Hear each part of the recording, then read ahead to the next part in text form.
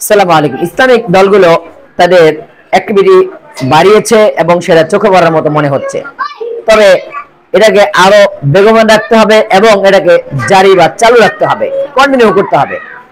তাহলে এদেশের মানুষ ইসলাম প্রিয় এবং তারা ইসলামিক দলগুলোকে ভালোবাসে।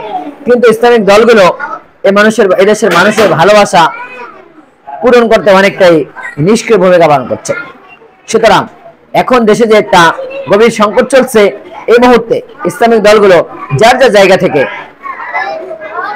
একটি কার্যকরী ভূমিকা নিতে হবে এবং প্রয়োজনে বৃহত্তম একটি ঐক্য গড়ে তুলতে হবে এবং নির্বাচন যখনই হোক তাদের নির্বাচনের একটা পরিকল্পনা মাথায় নিতে হবে এবং ওই পরিকল্পনা অনুযায়ী সকলকে সামনের দিকে অগ্রসর হতে হবে।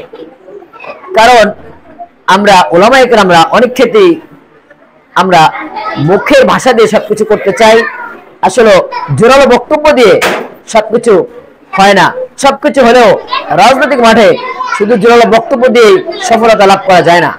রাজনৈতিক মাঠে আপনাকে সফল হতে হলে জোরালো বক্তব্যের সাথে সাথে আপনাকে ব্রেন খাটাতে হবে এবং আপনার শিক্ষার যে যোগ্যতা রয়েছে সেটাকেও কাজে লাগাতে হবে।